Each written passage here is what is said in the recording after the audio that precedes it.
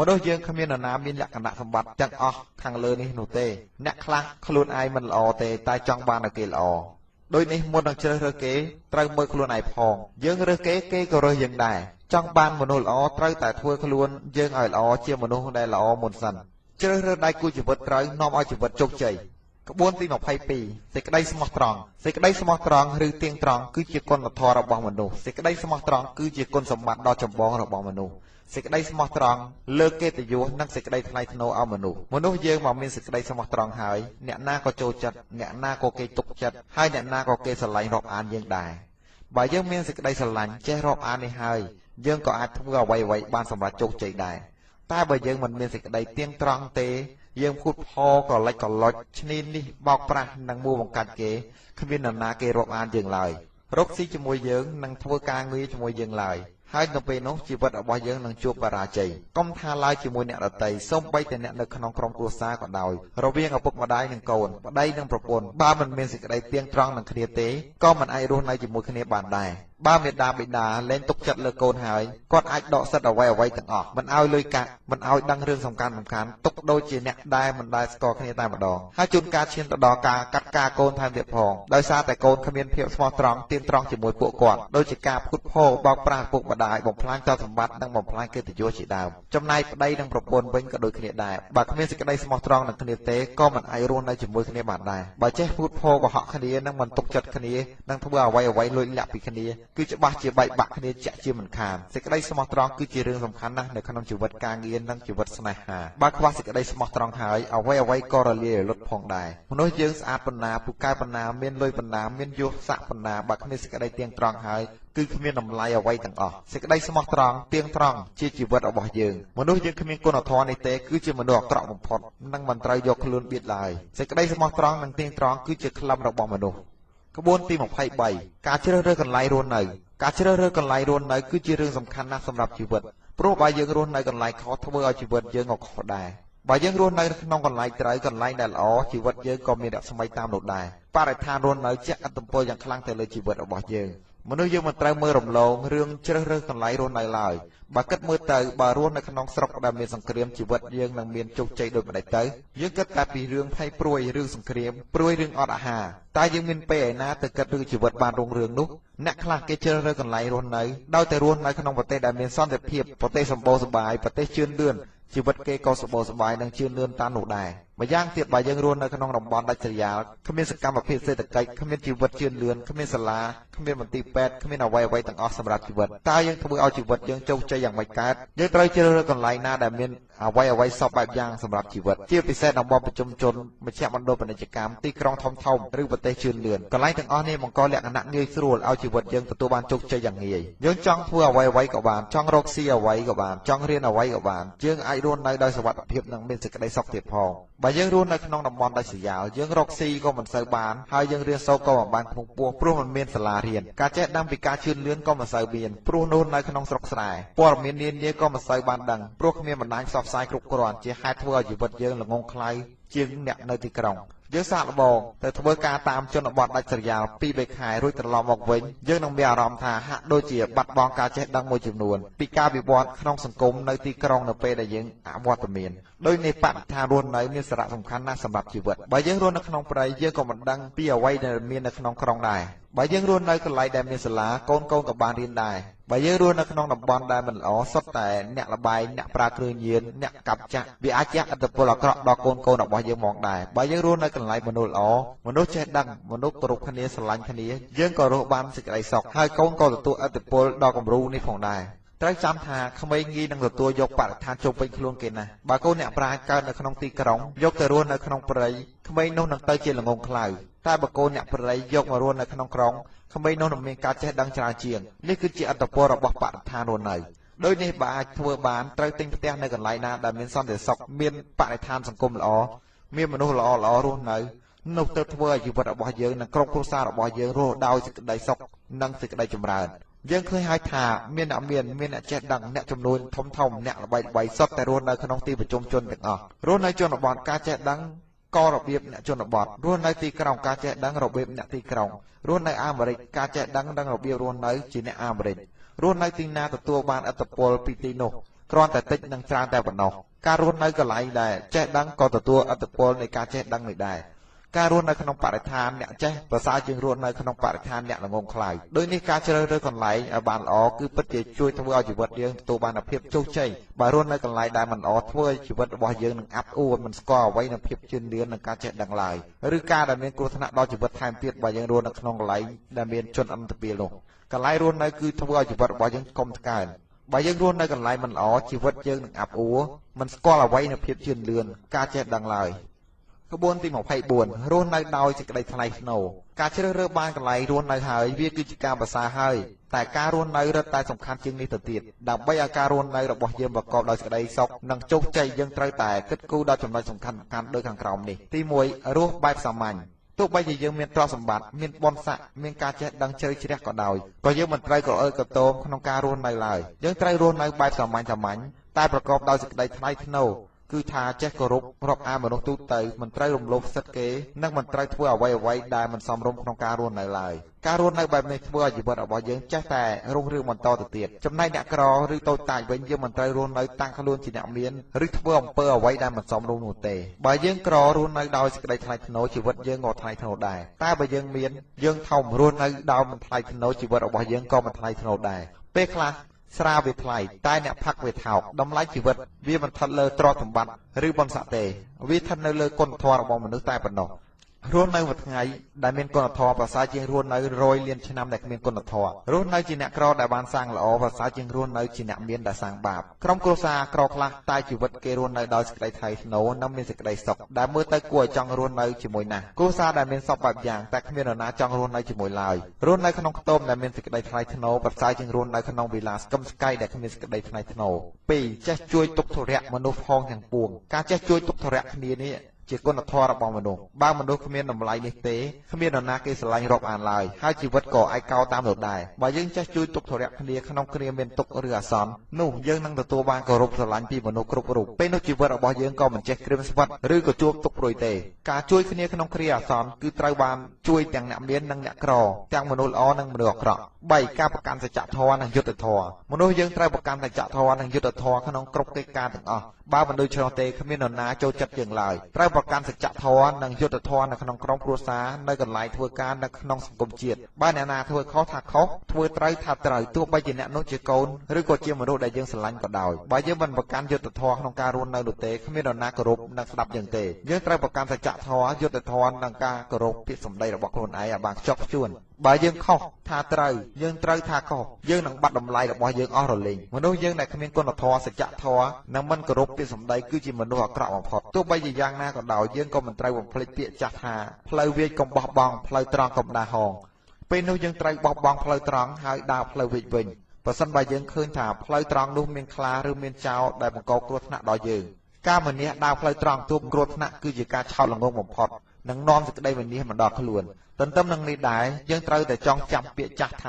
ាអ្នកហ៊ានស្បែកដាចអ្នកខ្លាចស្បែកជាកុំហ៊ានខុសរឿងកុំខ្លាចខុសរបៀបខ្លាចពេកក៏មិនល្អហ៊ានពេកក៏គ្រោះថ្នាក់គឺត្រូវដឹងពេលណាត្រូវហ៊ាននិងពេលណាត្រូវខ្លាចទី4ត្រូវមានចិត្តសប្បុរសមនុស្សត្រូវមានចិត្តសប្បុរសជួយគ្នាក្នុងគ្រាមានលំបាកឬនៅពេលមានគ្រោះអាសន្នការចេះជួយគ្នាគឺជាការចេះរួមរស់ជាមួយគ្នាការកំណាញ់ម៉ៅស្វិតខុសតម្រាគឺជាការបង្កើតទុក្ខថាចំពោះជីវិតរបស់ខ្លួនអ្នកខ្លះចង់តែបានរបស់គេចង់តែចំណេញពីគេក៏ប៉ុន្តែរបស់ខ្លួនឯងវិញគ្មាននរណាប៉ះបានឡើយនរណាស្លាប់អីក៏ស្លាប់ទៅនរណាបានអីក៏ចែកម្លែងមកខ្លួនដែរតើមាននរណាដែលចូលចិត្តមនុស្សបែបនេះទៅ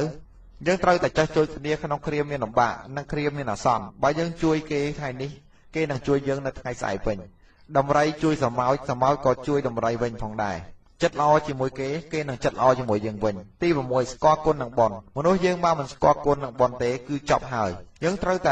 ស្គាល់អ្វីជាគុណអ្វីជាបុណ្យយើងត្រូវតែតបស្នងនៅអំពើល្អរបស់គេទៅវិញទៅមកតាមលទ្ធភាពរបស់យើងដែលគេហៅថាជាមនុស្សល្អហើយគេនឹងបន្តជួយយើងទៀតប្រសិនបើយើងជួបបញ្ហានៅពេលណាមួយអ្នកខ្លះបានគេធ្វើល្អដាក់បែរជាគិតថាខ្លួនឯងអស្ចារ្យគេខ្លោបខ្លាចគេរណោខ្លួនគេត្រូវការខ្លួនហើយចាប់ផ្ដើមមើលងាយគេទៅវិញបើគេជួយយើងហើយយើងបែរជារមើលគុណវិញនោះតើនរណានឹងជួយយើងទៀតទៅនៅពេលដែលយើងជួបបញ្ហាការចេះស្គាល់គុណនិងបុណ្យធ្វើឲ្យជីវិតរបស់យើងជួបតែមនុស្សល្អនិងមានជីវិតរុងរឿងការមិនស្គាល់គុណនិងបុណ្យគឺធ្វើឲ្យជីវិតរបស់យើងរស់នៅបែបទុក្ខព្រួយនិងមិនបានយូរឡើយ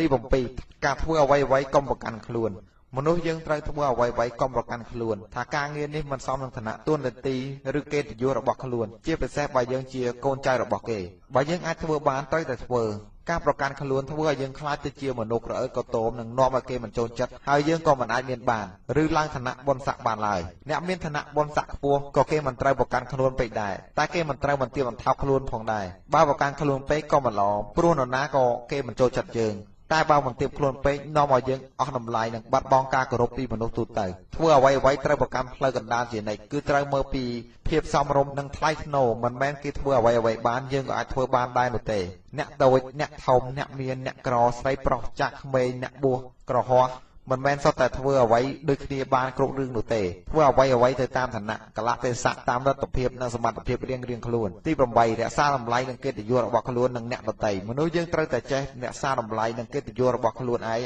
បានខ្ជាប់ខ្ជួនបើមិនដូច្នោះទេអ្វីៗដែលយើងបានខិតខំកសាងឡើងត្រូវរលាយបាត់អស់ទៅវិញទន្ទឹមនឹងនេះដែរយើងត្រូវចេះរក្សាតម្លៃនិងកិត្តិយសរបស់អ្នកដទៃផងដែរមិនត្រូវចេះតែការពាររបស់ខ្លួនឯងហើយបំផ្លាញរបស់គេនោះទេការចេះរក្សាតម្លៃនិងកិត្តិយសនេះធ្វើឲ្យគេគោរពយើងយ៉ាងពិតប្រាកដទី9ចូលរួមក្នុងសកម្មភាពសហគមន៍និងសង្គមក្នុងជីវភាពរស់នៅបើយើងរស់នៅតែឯងមិនចូលរួមក្នុងសកម្មភាពនានារបស់សង្គមទេយើងក៏មិនអាចរស់នៅមានសេចក្តីសុខឡើយគ្មាននរណាចូលចិត្តមនុស្សដែលមិនចេះរាប់ញាតឬមិនចូលចិត្តសកម្មភាពសង្គមនោះទេបើយើងរស់នៅក្នុងមូលដ្ឋានបើនៅក្នុងមូលដ្ឋានយើងមានសកម្មភាពអ្វីយើងត្រូវចូលរួមឲ្យបានច្រើនតាមការចាំបាច់ឬនឹងលទ្ធភាពរបស់យើងត្រូវតែធ្វើខ្លួនយើងឲ្យខ្លាចទៅជាប្រយោជន៍សម្រាប់ខ្លួនឯងផងនិងសម្រាប់សង្គមផង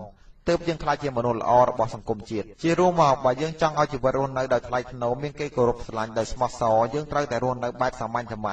មិនវារឹកក្រអឺតកតោមនិងប្រកាន់សច្ចធម៌យុត្តិធម៌និងការចេះជួយគ្នាទៅវិញទៅមកនៅពេលមានទុក្ខធុរៈរស់នៅបើខ្វះគុណធម៌ទាំងអស់នេះគឺជីវិតរបស់យើងមិនជោគជ័យឡើយទោះបីជាយើងមានលុយមានបុណ្យស័ក្តិបណ្ណាក៏ដោយចំណុចគួរចងចាំដើម្បីឲ្យជីវិតយើងមានការរីកចម្រើននិងជោគជ័យយើងត្រូវតែកត់ត្រានៅរាល់ចំណុចសំខាន់ៗសម្រាប់ជីវិតនៅក្នុងកូនសៀវភៅតូចមួយសម្រាប់ជាប្រតិបំភ្លឺជីវិតរបស់យើងដឹងហើយយើងមានកិច្ចការច្រើនណាស់ក្នុងជីវិតពេលខ្លះយើងភ្លេចរឿងសំខាន់ៗរបស់ជីវិតយើងក៏មានដូចនេះមានតែកំណត់ត្រានេះទេដែលអាចជួយសម្រួលដល់កិច្ចការងាររបស់យើងដើម្បីទទួលបាននូវភាពជោគជ័យមនុស្សដែលមានជោគជ័យទាំងអស់សុទ្ធតែមានកំណត់ត្រានៅក្នុងជីវិតរបស់គេចេះរស់នៅគឺរស់នៅជាអ្នកចេះក្បួនទី25សារជាតិជាមនុស្សយើងត្រូវជឿជាក់លើការពិតជាជាងការស្រមើស្រមៃការមិនពិតជឿលើតម្រាការទូទាយយើងត្រូវតែជឿលើមនុស្សជឿលើគុណភាពរបស់មនុស្សជាជាងលើខែឆ្នាំឬក្បួនតម្រាហោរាសាស្ត្រសារជាតិមនុស្សគឺវាសំខាន់ជាងអ្វីទាំងអស់សារជាតិមនុស្សពិបាកកែប្រែណាស់គេអាចកែប្រែដើមឈើឲ្យក្លាយជាទូកកណូតបានគេអាចកែប្រែភ្នំឲ្យទៅជារូបព្រះបានតែគេពិបាកកែប្រែសារជាតិមនុស្សណាស់ប៉ុន្តែបើមានការប្រែប្រួលក៏មិនបានយូរឡើយវានឹងត្រឡប់មករកសារភាពដើមវិញនៅពេលណាមួយជាក់ជាមិនខានដោយនេះការជ្រើសរើសមនុស្សត្រួតពិនិត្យលើគុណភាពនិងសារជាតិរបស់មនុស្សទៅជាការដ៏ត្រឹមត្រូវមនុស្សខ្លះមានការរៀនសូត្រច្រើនមានអត្តចរិតមិនល្អកោងកាចប្រើហិង្សាមើលងាយមនុស្សមិនដឹងខុសត្រូវយ៉ាប់ជាងមនុស្សដែលគ្មានការចេះដឹងទៅទៀតអ្នកខ្លះគ្មានការរៀនសូត្រទេតែចេះដឹងខុសដឹងត្រូវដឹងខ្ពស់ដឹងទាប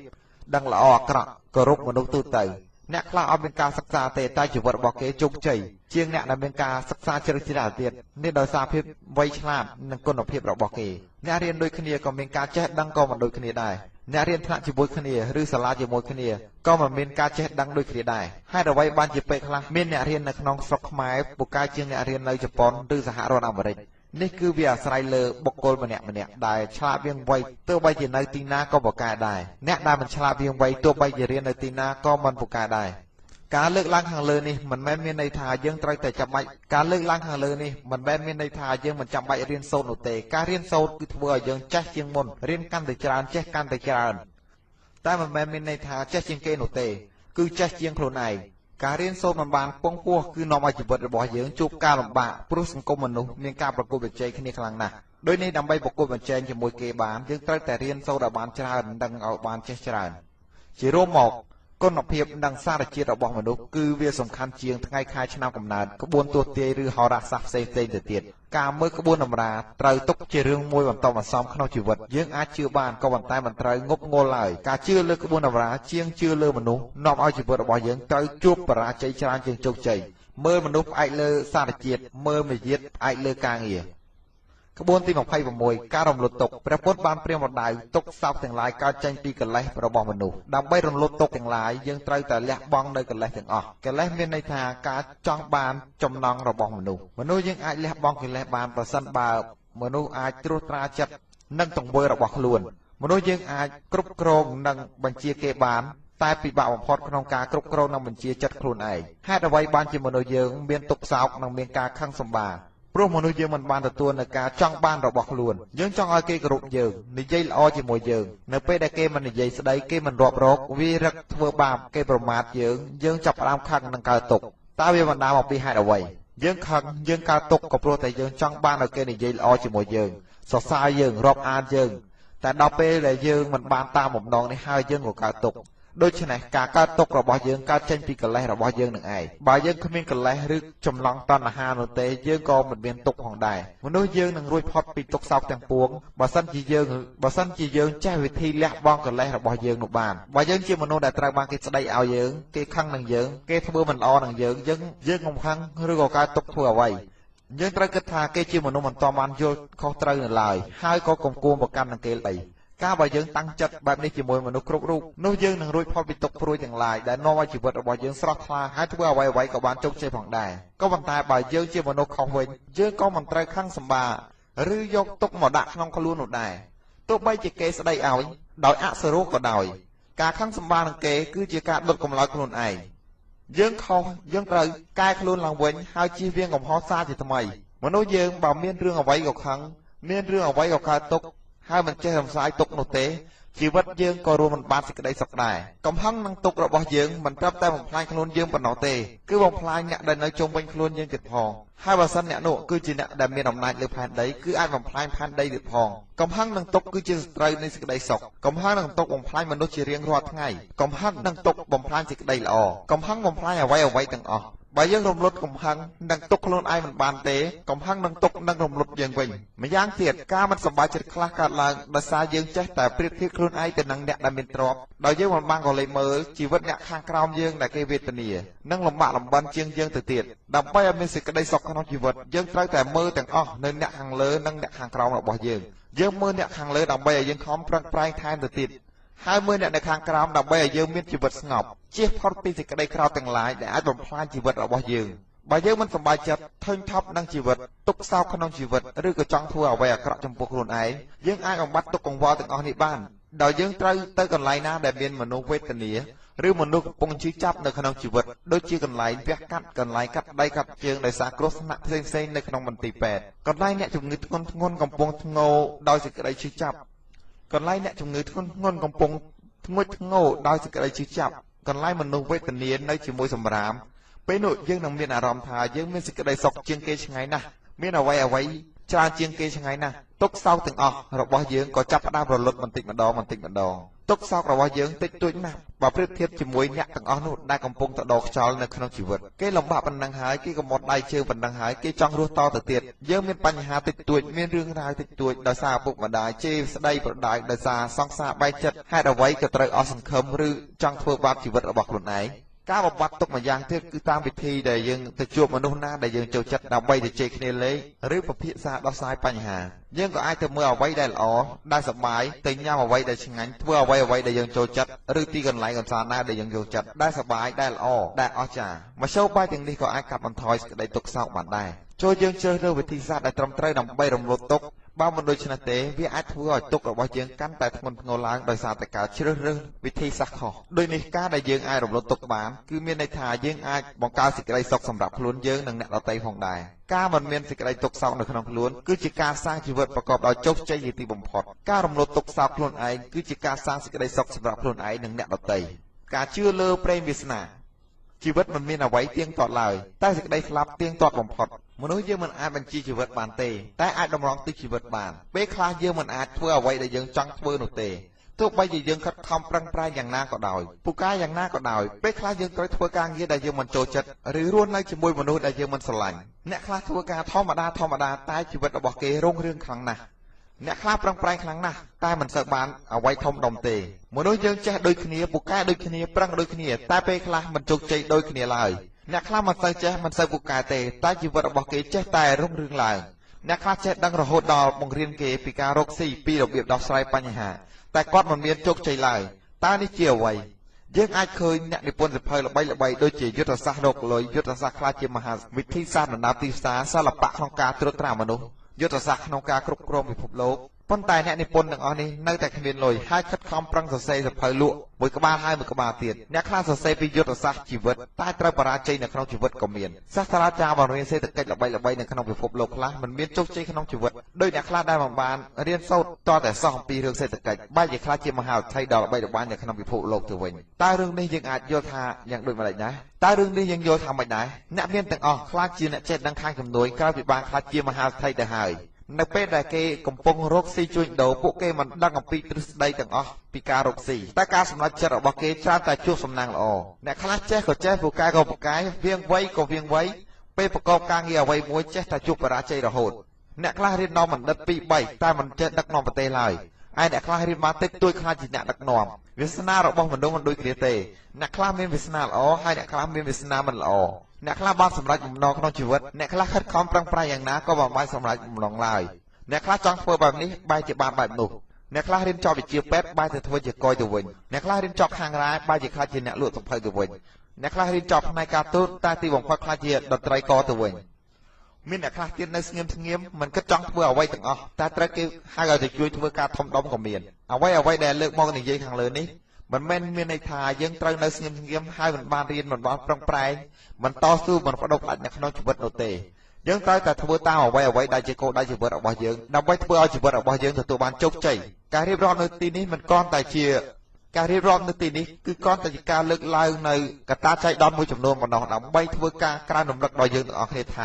បើយើងប្រឹងប្រែងមិនបានសម្រេចបំណងទេក៏មានការអស់សង្ឃឹមហើយបោះបង់ចោលនូវការប្រឹងប្រែងរបស់យើងឲ្យសោះពេលខ្លះការជឿលើព្រេងវាសនាអាចជួយឲ្យមនុស្សមានចិត្តស្ងប់នឹងជីវិតរបស់ខ្លួនការនេះគឺជាប្រការល្អមួយយ៉ាងដើម្បីធ្វើឲ្យយើងពេញចិត្តនឹងអ្វីដែលយើងមានដែលធ្វើឲ្យយើងមានសុភមង្គលនៅក្នុងជីវិតបានខ្លះដែរមនុស្សយើងតែជឿលើព្រេងវាសនានៅពេលដែលខ្លួនតបបញ្ញានៅក្នុងជីវិតគឺខិតខំប្រឹងប្រែងច្រើនដងតែមិនបានសម្រេចអ្នកខ្លះមានទ្រព្យសម្បត្តិអ្នកខ្លះបានធ្វើធំមិនមែនមានន័យថាអ្នកទាំងអស់នោះសុទ្ធតែចេះជាងគេឬពូកែជាងគេនោះទេអ្នកក្រខ្លះអ្នកតូចខ្លះក៏ចេះដឹងជាងអ្នកទាំងអស់នោះដែរក៏ប៉ុន្តែគឺគ្រាន់តែមនុស្សខ្លះមានឱកាសនិងភ័ព្វសំណាងល្អជាងមនុស្សខ្លះទៀតតែប៉ុណ្ណោះបោះបង់ការប្រឹងប្រែងពេលណាជីវិតបរាជ័យពេលនោះការប្រឹងប្រែងគឺពិតជាធ្វើឲ្យជីវិតរបស់យើងប្រសើរជាងមុនត្រូវចងចាំថាព្រេងវាសនាគឺពិតជាមានបើយើងខិតខំប្រឹងប្រែងនៅក្នុងជីវិតគឺគ្រាន់តែតិចឬច្រើនតែប៉ុណ្ណោះការខំប្រឹងប្រែងបង្កើតព្រេងវាសនារបស់មនុស្សជឿឬមិនជឿលើព្រេងវាសនាវាអាស្រ័យលើប្រិយមិត្តអ្នកស្ដាប់សម្រាប់ចិត្តដោយខ្លួនឯងទៅចុះតើជឿលើព្រេងវាសនាឬមិនជឿការខំប្រឹងប្រែងបង្កើតព្រេងវាសនារបស់មនុស្ស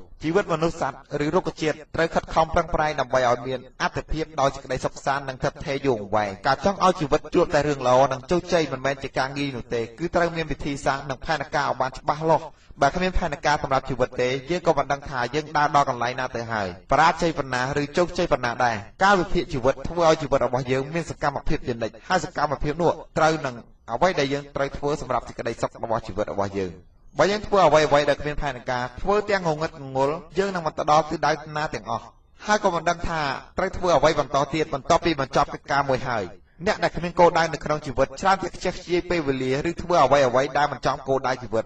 អ្នកដែលមានផែនការគឺគេភ័យខ្លាចពេលវេលាអស់ពេលវេលាដើរលឿនពេកដែលគេមិនអាចបំពេញកិច្ចការងាររបស់ខ្លួនបានចប់សពគ្រប់ដូចនេះភាគច្រើនពួកគេមិនសូវមានពេលទំនេរឡើយនៅក្នុងជីវិតរបស់ពួកគេព្រោះចប់រឿងមួយត្រូវបន្តរឿងមួយផ្សេងទៀត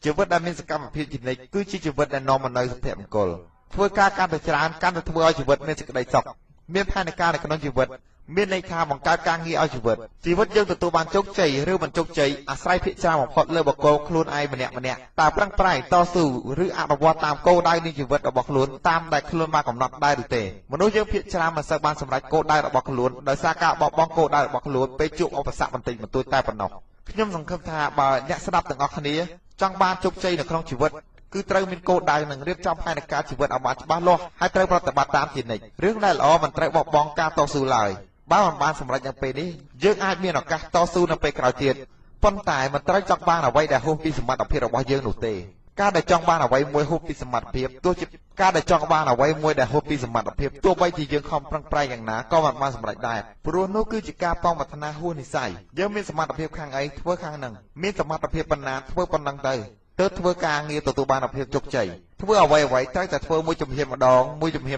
ដូចជាការឡើងកម្មចន្ទាគឺមិនអាចផ្លោះដល់កម្មលើបំផុតបានទេយើងដឹងទាំងអស់គ្នាហើយថាកំហុសធំបំផុតរបស់មនុស្សយើងគឺត្រង់ថាដឹងអ្វីមួយល្អហើយតែមិនធ្វើឬធ្វើបានតែបន្តិចក៏ឈប់ទៅវិញទៅការព្យាយាមនឹងធ្វើឲ្យជីវិតរបស់យើងសម្រេចបានជោគជ័យលើការងារទាំងពួងគួរចងចាំថាបើយើងចង់ធ្វើអ្វីក៏យើងធ្វើបានដែររឿងរ៉ាវជីវិតមានច្រើនទៀតណាស់មិនអាចរៀបរាប់អស់នៅឡើយបទពិសោធន៍នេះគឺបូកផ្សំនឹងបទពិសោធន៍របស់អ្នកផ្ទាល់នឹងជួយធ្វើជាប្រតិបត្តិបំភ្លឺផ្លូវជីវិតរបស់លោកអ្នកទៅរកសេចក្តីសុខនិងភាពជោគជ័យ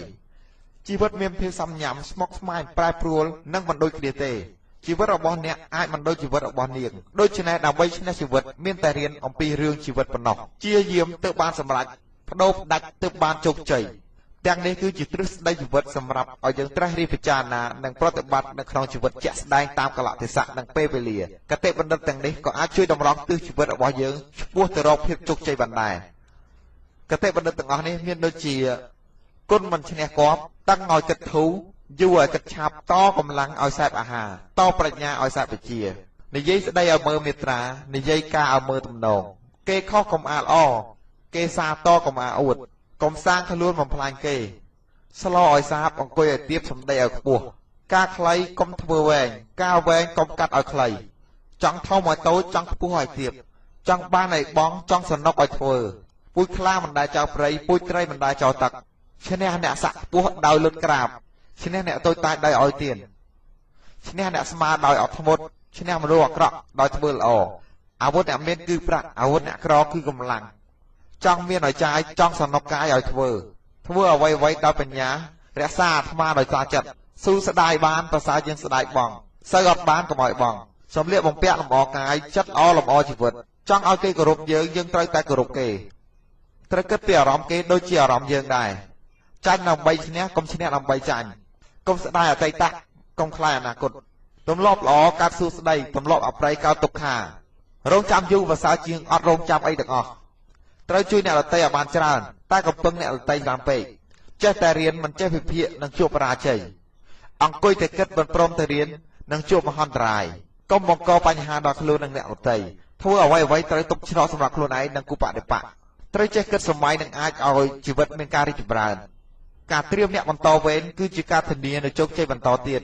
ត្រូវរងចាំឱកាសឆ្លៀតឱកាសនិងបង្កើតឱកាសធ្វើអ្វីត្រូវមានជំទល់ត្រូវមានអ្នកគ្រប់គ្រងស្គាល់ចិត្តរសាមនុស្សគឺស្គាល់មនុស្ស